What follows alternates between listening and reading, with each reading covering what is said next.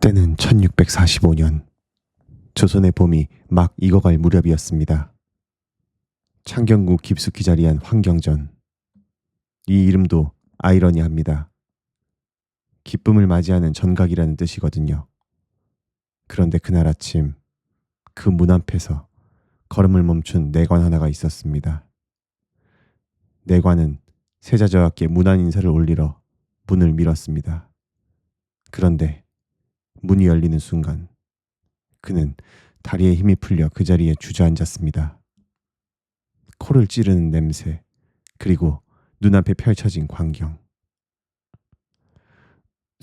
저와, 이게 어찌된 일이옵니까? 닷새, 고작 닷새였습니다. 불과 닷새 전까지 살아 숨쉬던 세자의 몸은 온통 검게 변해 있었습니다. 얼굴이, 손이, 드러난 살갗이 모조리, 그리고 이목구비 7구멍으로는 검붉은 피가 굳어 흘러내린 자국이 남아 있었습니다. 이 소식이 전해지자 왕은 달려왔습니다. 그런데 그 아비가 한 첫 번째 행동은 무릎을 꿇고 통곡하는 것이 아니었습니다. 무엇들 하느냐? 당장 거적을 씌워라. 아무도 이 방에 들이지 말 것이며 밖에서 본 것을 입 밖에 내는 자는 목숨을 내놓을 각오를 하라. 아버지는 아들의 시신을 숨기기에 급급했습니다. 병이 들어 죽은 것이라면 왜 숨깁니까? 왜 의관을 불러 시신을 살피게 하지 않았습니까? 왜 세자비는 그 죽음을 현장에서 확인조차 못했습니까? 이것은 병사인가? 아니면 피를 나눈 부자 사이에 일어난 조선 왕실 역사상 가장 추악한 독살인가? 오늘 저는 여러분께 그 이야기를 낱낱이 들려드리겠습니다. 시간을 되돌려 봅시다. 1637년 정월의 한강 남쪽 삼전도. 그 이름을 들어보신 분 계실 겁니다. 지금은 서울 송파구 부근 넓은 모래사장이 펼쳐진 나루터. 그곳에 세워진 높은 단 위에는 청나라 황제 홍타이지가 앉아 있었고, 그 아래 땅바닥에는 조선의 왕 인조가 무릎을 꿇고 있었습니다. 머리를 땅에 찍는 309 고두레 9번 이마가 땅에 닿을 때까지. 왕의 이마가 얼어붙은 땅에 닿을 때마다 소리가 났을 겁니다. 둔탁한 소리가. 조선의 자존심이 깨지는 소리가. 그 광경을 뒤에서 바라보던 한 소년이 있었습니다. 12살의 왕세자 소현. 그 아이의 손은 두 주먹으로 꽉 쥐어져 있었습니다. 눈물이 흘렀지만 소리내어 울 수가 없었습니다. 치욕의 자리에서 울음소리조차 사치였으니까요. 아바님, 소자가 북국으로 가겠나이다. 가서 저들이 무엇을 가졌기에 우리를 이리 짓밟을 수 있었는지 반드시 두 눈으로 보고 돌아오겠나이다. 그렇게 소현세자는 볼모가 되어 청나라 심양으로 떠났습니다. 세자빈 강씨와 함께, 조선의 많은 젊은이들과 함께. 볼모라는 단어가 주는 어감은 처량합니다. 인질, 담보물, 언제든 버려질 수 있는 존재. 그러나 소현세자는 그 처지를 한탄하며 웅크리지 않았습니다. 오히려 심양의 거리를 걸어다니며 눈을 크게 뜨고 세상을 보기 시작했습니다. 심양의 저작거리에서 세자는 한 번도 본 적 없는 물건들을 만났습니다. 둥근 유리로 만들어진 기이한 통, 멀리 있는 것을 당겨 보이는 망원경, 땅덩이 전체를 공 모양으로 만들어 놓은 지구이, 별의 움직임을 예측하는 서양식 천문 기기들, 그리고 그 물건들을 가져온 사람들, 서양의 예수의 선교사들, 그들과 나눈 대화들. 그대들의 나라에서는 땅이 둥글다 하였소. 그렇다면 조선과 서양은 같은 땅덩이 위에 있단 말이오. 그 대화들이 세자의 머릿속에 씨앗을 심었습니다. 세상은 조선이 전부가 아니었습니다. 청나라가 강한 것은 오랑캐여서가 아니라 더 앞선 기술과 더 넓은 안목을 가졌기 때문이었습니다. 심양생활 8년, 세자는 조선인 포로들을 몸소 속량하여 돌려보내는 일을 했습니다. 청나라 상인들과 직접 교역을 벌여 그 돈으로 포로들의 몸값을 치렀습니다. 조선에서 온 서책을 심양서관에 팔아 재원을 마련했습니다. 세자가 그려온 조선의 내일은 그런 것이었습니다. 서양의 과학을 받아들이고 청나라와는 실리 외교로 관계를 풀고 상공업을 진흥시켜 백성들의 삶을 윤택하게 하는 나라. 우리가 훗날 실학이라 부르는 그 정신의 씨앗을 소현세자는 이미 심양의 뜰학에서 품고 있었던 겁니다. 그런데 그 꿈을 가진 청년이 8년 만에 아버지의 품으로 돌아왔을 때 아버지의 눈에는 무엇이 보였을까요? 1645년 2월 소현세자가 조선으로 돌아왔습니다. 8년 만에 귀환이었습니다. 보통이라면 잔치가 벌어져야 할 일이었습니다. 세자의 황국, 아들이 돌아왔으니까요. 궁궐은 조용했습니다. 아니, 냉랭했습니다. 심양에서 무엇을 배워왔느냐? 오랑캐의 옷을 걸치고 오랑캐의 말을 하고 오랑캐의 물건을 품에 안고 돌아오니 그 꼴이 제법 청나라 왕자 같구나.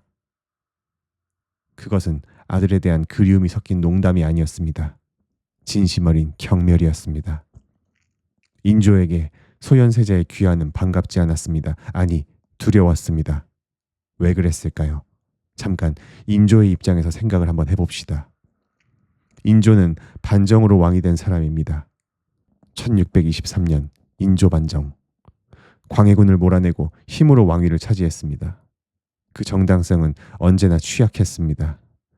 그런 왕이 병자호란을 당해 삼전도에서 무릎을 꿇었습니다. 신하들 앞에서, 백성들 앞에서. 아마도 치욕 중에 치욕이었겠지요. 그런데 자신이 그렇게 무릎 꿇은 청나라에서 아들이 돌아왔습니다. 청나라 황제의 총애를 받으며 8년을 지낸 아들이 서양의 문물과 새로운 사상을 품에 안고 그 아들이 조선의 백성들 눈에 어떻게 보였겠습니까? 서점가에는 소문이 돌았습니다. 세자저하께서 심양에서 동포들을 몸소 속량하셨다. 세자저하는 세상 물정을 아신다. 세자저하가 왕이 되시면 조선이 달라질 것이다. 청나라가 내 아들을 이용하려는 것이다. 저들이 세자를 내세워 나를 끌어내리려 하는 수작이야. 세자가 모르는 척해도 저 눈빛이 보이지 않느냐? 벌써 왕이 된 것처럼 행동하지 않느냐? 의심은 사람을 망가뜨립니다. 특히 권력을 가진 사람의 의심은 주변 사람들을 망가뜨립니다. 인조의 의심에 기름을 부은 자들이 있었습니다. 바로 소용조 씨와 그 주변의 신하들이었습니다. 소용조 씨는 인조의 총애를 한몸에 받던 후궁으로 세자가 귀국하자 자신의 입지가 흔들릴 것을 직감했습니다. 전하, 심양에서 세자저와 가까이 지낸 역관이 한 말이 있사옵니다. 세자저하께서 청나라 군사를 끌어들여 아버님 자리를 차지하려 한다는 소문이 파다하옵니다. 소첩이야 믿고 싶지 않사오나 어찌 가볍게 들을 수 있겠사옵니까? 그 역관 당장 잡아들이지 말고 두어라. 두고 보면 더 많은 것을 알게 될 것이다. 진실이 중요한 것이 아니었습니다. 아버지는 이미 아들을 적으로 결정해버린 상태였으니까요. 소현세자가 청나라에서 가져온 망원경과 천문 기기들은 창고에 처박혔습니다. 세자가 귀국 선물로 가져온 서양 천주교 서적들은 이단으로 지부되어 불태워졌습니다. 아담 샬이라는 독일 출신 선교사가 세자 편에 써준 서신도 왕의 눈에는 오랑캐와 내통한 증거로 보였습니다. 꿈을 가지고 돌아온 아들에게 아버지가 내린 것은 환대가 아니라 감시였습니다. 귀국 2달이 채 지나지 않은 어느 저녁이었습니다. 환경전에서 부자가 마주 앉았습니다. 처음에는 낮은 목소리로 시작한 대화가 점점 날이 서기 시작했습니다. 인조가 세자에게 심양에서의 행적을 하나하나 캐물었고 세자는 억울한 마음을 억누르며 조목조목 답했습니다. 그러다 결국 인조가 폭발했습니다. 네가 청나라 황제에게 잘 보이려 한 것이 아니더냐? 네가 그 자리를 탐한 것이 아니더냐? 이 아비가 무릎을 꿇을 때 네 속에선 통쾌했겠지. 벼루가 날아왔습니다. 아버지가 아들을 향해 던진 벼루가 세자의 이마 언저리를 스치며 바닥에 산산조각 났습니다. 아버님, 소자는 오직 조선을 위해, 아버님을 위해 그리한 것이옵니다. 청나라를 배워 이기고자 함이었지. 아버님의 자리를 탐낸 것이 아니옵니다. 어찌 그리 말씀하시옵니까? 부서진 벼루보다 더 참혹하게 깨진 것은 그날 밤 부자 사이의 마지막 연이었습니다. 그리고 이때 이야기의 흐름을 바꾸는 존재가 등장합니다. 아담 샬, 독일 출신의 예수의 신부로 청나라 북경의 천문대를 이끌던 사람입니다. 그는 심양에서 소현세자와 만나 깊은 우정을 나눴습니다. 그리고 세자가 귀국할 때 이런 말을 남겼다고 전해집니다. 세자께서 조선으로 돌아가신다면 그 지식과 뜻으로 당신의 나라를 반드시 바꿀 수 있을 것입니다. 세상은 넓고 하늘 아래 배울 것은 무궁합니다. 아담 샬은 세자가 죽은 후 북경에서 그 소식을 들었을 때 오랫동안 말을 잇지 못했다고 합니다. 그 신부의 눈에 소현세자는 아시아에서 만난 가장 뛰어난 통치자 중에 하나였으니까요. 바로 그 세자가 지금 아버지에게 벼루를 맞고 있었습니다. 귀국한 지 2달이 채 되지 않은 어느 날 소현세자가 갑자기 쓰러졌습니다. 학질, 오늘날의 말라리아와 유사한 병으로 고열과 오한이 반복되는 질환이었습니다. 세자의 몸은 이미 8년간의 이국 생활과 귀국길의 고된 여정으로 지쳐 있었습니다. 일반적으로라면 왕실의 내의원이 총동원되어 세자를 치료했을 겁니다. 그런데 이때 인조가 한 행동이 이 이야기에서 가장 섬뜩한 대목입니다. 인조는 내의원 의관 대신에 소용 조씨가 추천한 의관 이형익을 세자의 처소로 보냈습니다. 저하 소신이 왔사옵니다. 이 침 한 방이면 고통이 가시고 편해지실 것이옵니다. 잠시만 참으십시오. 침을 맞은 그날 밤부터였습니다. 세자의 비명이 환경전을 뒤흔들었습니다. 고열, 구토, 피를 토하는 소리. 시녀들이 왕에게 달려가 급보를 올렸습니다. 그런데 인조는 문을 걸어 잠갔습니다. 환경전에 들어가지 않았습니다. 다른 의관도 보내지 않았습니다. 나흘 동안 세자는 그 방 안에서 홀로 싸웠습니다. 그리고 닷새째 되던 날 아침, 내관이 문을 열었고 우린 이미 그 다음에 무엇이 있었는지 알고 있습니다. 조선 왕조실록 인조 23년 기록에는 이렇게 적혀 있습니다. 세자가 졸하였다. 온몸이 검은 빛이고 이목구비 7구멍에서 선혈이 흘러나왔다. 당대의 독살 방법 중에는 비소 계열의 동물을 쓰는 방식이 있었습니다. 비소 중독의 증상 중 하나가 바로 피부의 건병과 뇌출혈입니다. 현대의학의 관점에서 그 증상을 대입해보면 학질로는 그런 증상이 절대 나타나지 않습니다. 실록은 그 죽음의 원인을 학질로 기록했습니다.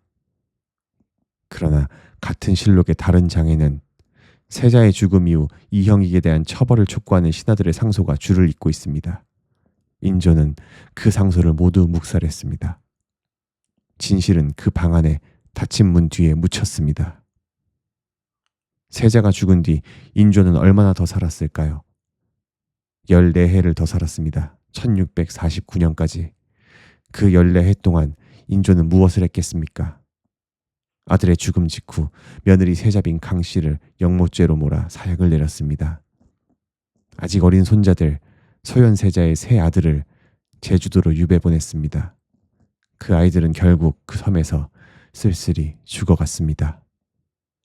왕위는 소현세자의 맏아들이 아니라 인조의 둘째 아들 복림대군에게 돌아갔습니다. 그가 바로 효종입니다. 효종은 북벌을 외쳤지만 끝내 이루지 못했습니다. 그리고 조선은 또 다른 방향으로 흘러갔습니다.